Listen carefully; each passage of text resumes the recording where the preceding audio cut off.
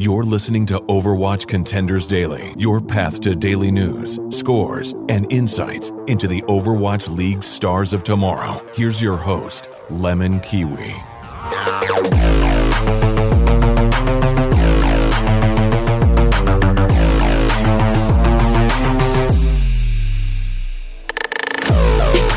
Overwatch fans, hope you're having a wonderful Monday, and I bet you are. It's the long weekend. Enjoy your little vacation, taking in all the sun. But if you don't have a long weekend wherever you are in the world, I hope your day at work is going just as well. This is Overwatch Contenders Daily. My name is LemonKiwi. Today's episode is going to cover the Open Division North American playoffs that occurred this past weekend. This decides the teams that get to go to trials, and from there they fight for those contender spots. Today's guest is a special one. He's from Broadcast GG, caster and analyst Lafon. Him and I and other amazing talent at Broadcast GG got to bring you all the action from Open Division. This will give you an idea of who you might see in the future in Contenders. But before we get into my interview with Lafon, I'm going to go into some news that you need to know about. So, Open Division playoffs have also been occurring for other regions. So I'm going to go over the teams, the top 4 teams of all the regions that have made it to trials. So for Europe, we have Northern Lights, Samsung Morning Stars Blue, 1 Point, and Augmented Authority. Congratulations to those guys. For Korea, we have GC, Busan, Wave, Armament, Frisia, BM Hawk. I'm just going to butcher all the names. Roast me in the comments. I'm ready. South America, we have Santiago Demons, Budget Bronzel Gaming House, North Lions, and Modo Diablo. Congratulations to those guys. For China, we have Fiat Lux, ZWD, Extraordinary Elites, and TFV. And for the Pacific region, we have We Love Gaming, Cyclops of Athlete Gaming, Incipients, and Game Coach Academy. Oh, that's a mouthful. That's it for the news, though. Congratulations to all those teams making it to trials. We're going to cover that in the future. But let's get into my interview with Lafon covering the North American playoffs for Open Division that occurred. So I'm here with Hamza, but you know him as Lafon, caster and analyst for Broadcast GG. Him and I and other amazing people, we were with Broadcast GG and we covered the North American Open Division that just wrapped up yesterday. But how's it going, Lafon? I think we had a great day yesterday. Yeah, I mean, Open Division just finished off, so we get a chance to go through and take a long look back, I think, at how some of it all went down. That's exactly why I brought you on. Hey, we both saw the action happening yesterday, and we're going to break it down for the viewers that did not catch it, or maybe the hardcore fans that did watch it. But from the 16 teams, only 4 made it through: Goats, Karasuno, Second Wind, and Eminent. But Lafon, from the 16 teams that made it to playoffs, which matches, in your opinion, were upsets? And were there any teams that made it through or did not make it through that surprised you?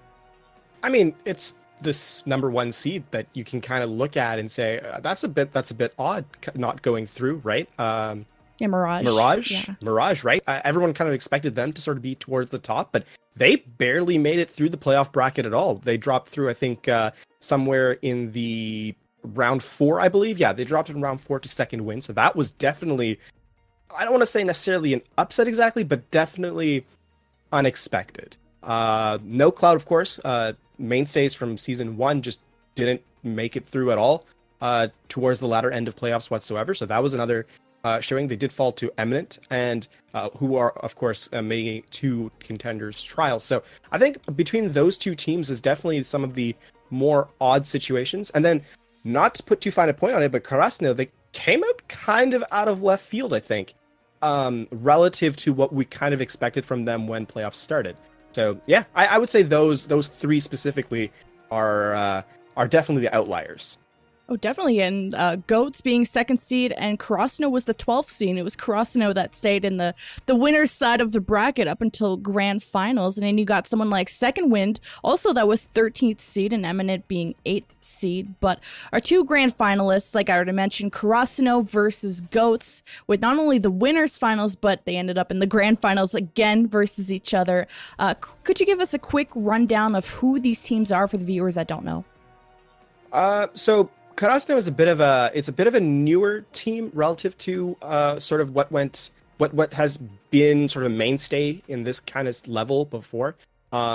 The one thing that's interesting is the manager of Karasuno has now brought 2 teams to Contenders Trials. So that's a bit of an interesting little factoid that will come through. They did bring up, and another interesting aside is they brought up a player from formerly of Eminent, actually, Bustio, who helped them pretty significantly, I think, in the latter stages of the playoffs. On the other side, you've got, of course, Goats, who anyone who's been following Contender or Overwatch Open Division and Contenders Trials from last season will have an idea of who these guys are. They won Open Division last season. They didn't have a great showing in Trials due to some changes, some issues that happened on the team, the roster. So those two, so Goats, a mainstay, Karasuno, a bit of a newcomer to the scene. And I think there was Kaluj, if I'm pronouncing that right, was their main tank on Goats, and then he was taking a break. So I think that also severely affected Goats, and that was a player that a lot of people were asking about in the playoff. Where is he? Where is he? And I think Gator and Akawa from Goats have been a pretty good front line for them, and that really stand out to me in the Open Division. And Bustio, I think we've already talked about how an amazing Hanzo he was in the Grand Finals and throughout the playoffs from the side of Karasuno, and even Hedon, a Zenyatta player for Karasuno, a big playmaker, and I would go out and say he's one of the better or best Zenyatas in Open Division. But to touch upon the grand finals, or let's start with winners finals, Goats versus Karasuno went to game 5 where Goats dropped down to the losers bracket. And I think, and I heard from the analysts that Goats have never been brought to a game 5 before, let alone lose it that way. And what was interesting, because I was on the analyst desk for that, is that they dropped every control map, including Lijiang Tower, the tiebreaker that they played, because King's Row ended up in a draw. And when they refaced Karasuno in the grand finals, they won 4-2, so a complete turnaround, including winning control maps. So what, in your opinion, what were the struggles with Goats on control, and how were they able to turn that around on grand finals? I think an interesting thing to note, and yeah, just to highlight on your point about Goats, they only dropped in the regular season 3 maps. Never mind 3 losses, 3 maps. So that was, they had a stomp basically all the way through. I think they had the second least amount of map losses. So that was the thing. But yeah, to your point about control, it almost seemed like Karasuno was playing a style that Goats was trying to kind of mirror, and it just didn't work. I think Goats, one thing, if you go back and sort of watch some of the gameplay of what they presented in that winners bracket final, when they played dive, they succeeded. And when they tried to play a mirror matchup, because Karasuno rather, they were trying to play sort of a tankier composition. We saw that solo tank with a Brigitte as an off tank, the double sniper, obviously. They played that a lot. Of course, the Orisa and the Diva as a combination of tanks. There was a lot that Karasuno was playing on control and elsewhere, and Goats just wasn't able to maneuver around it with a mirror composition.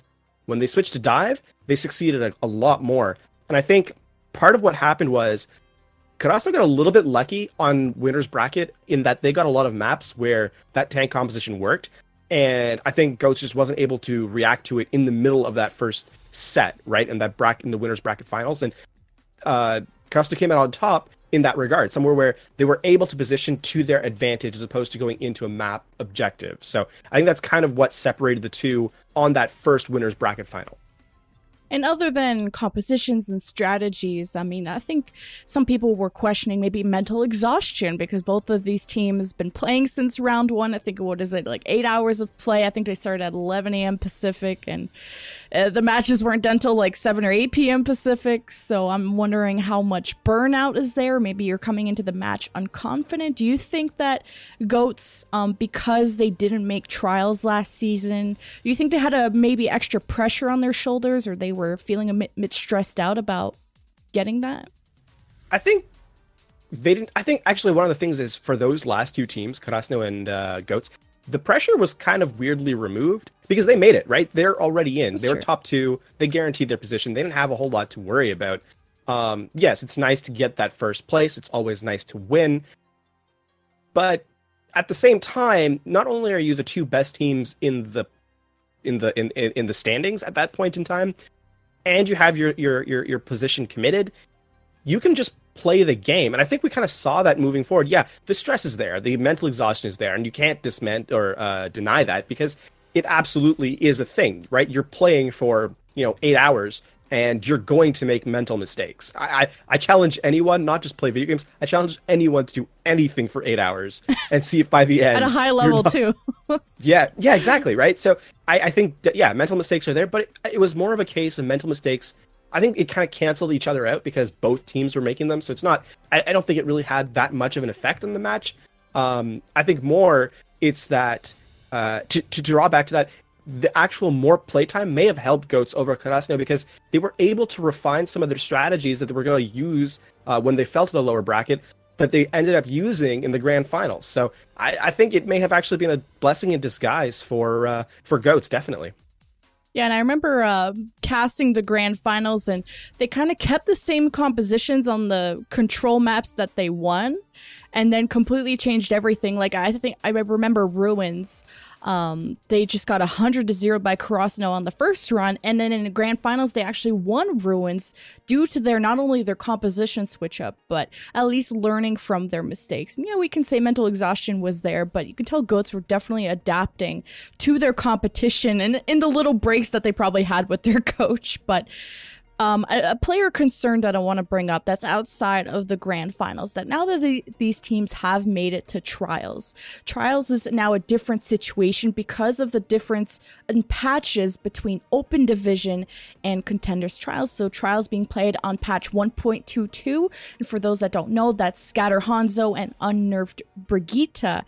And they had claimed that it's due to an instability of patch 1.23 and or the newest patch on the tournament realm that the guys play on for Trials. So how much of an impact for the patch differences between Trials and Open Division, how much of an impact do you think that will have on the Open Division teams moving up?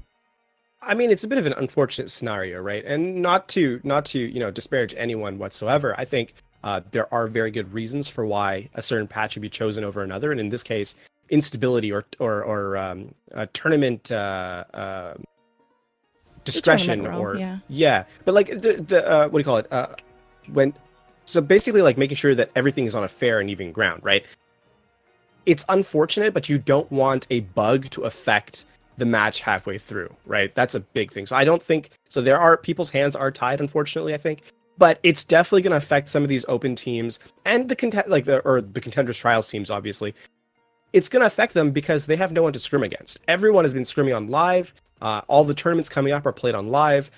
So basically you have people that are scrimming on a client against no one because no one has access to it. So they're kind of in a bit of a weird situation. And on top of that, they've already played on the live client in tournaments and are continuing to do them. They have to go back and some of these players may not have even scrimmed on this particular patch because it lasted for not very long at all. I think it was 3 days or something that this particular patch lasted. So it's a bit of an unfortunate situation. It's going to affect some players, but I think it's going to also affect them kind of equally because everyone is in the same boat.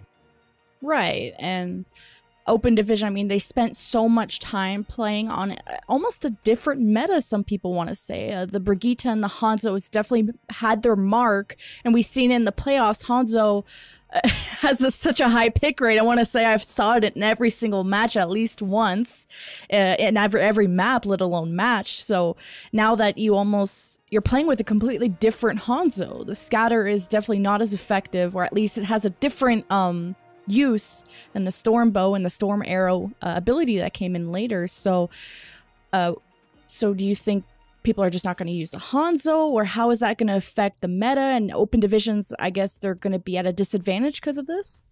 I think yes, that is a fair assessment. I think that they are going to be a disadvantage. I mean, we have to look no further than Karasuno and how they played the double sniper so prolifically. Like, they were kind of towards the end of Open Division being the standard bearer for that kind of comp, right? We saw Boostio and we saw Fire, both of them doing an excellent job on the snipers. So that is definitely a thing. But to your point, I think the pick rate for Hanzo will definitely go down, but we can definitely look at another tournament or another situation where that particular patch is being used, and that's Overwatch League, that they are running on the very same patch. So I think we're going to see something a little bit closer to what Owl is running as opposed to what open division has been running so far, and that may end up being Hanzo being run sometimes, but definitely not at the same rate. I mean, very simply, never mind Storm Arrow, never mind Scatter Arrow.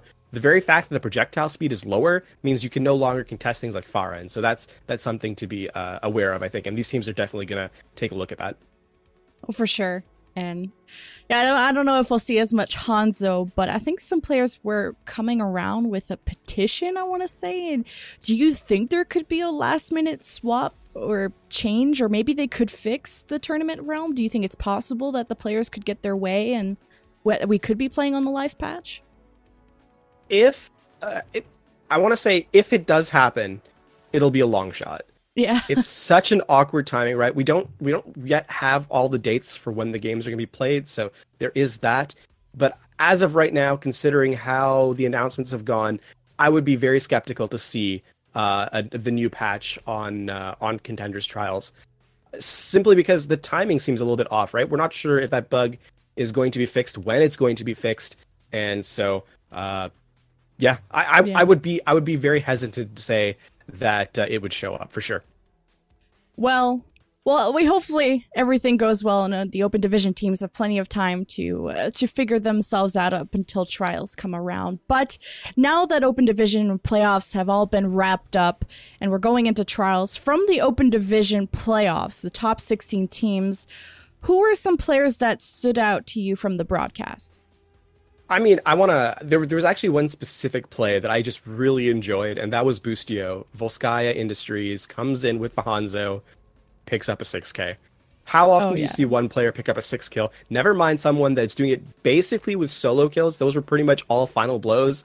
It was actually really impressive, I think. So to that point, Boostio is just one that shines right away, especially after going from one roster to another midway through. That's also very, very huge, and I think that's something to Sit, of course, from Goats, another big player, showed up many times, and again, just a image in that grand finals, helping Goats take the victory. So those two players, I think, they went toe to toe with each other in the two matches, the winners final and the grand final, and it's very, very hard to say. It's very hard to say anything against those two, but I think those two are my two examples, one from each team. Oh, I definitely think you hit the nail on both of those players. And if I could suggest, like, Hedon, Zenyatta, like, how many times do you get to see a support player frag out on your team and really make the plays for your team? So he was a player that stood out to me, and Far on the Pharah.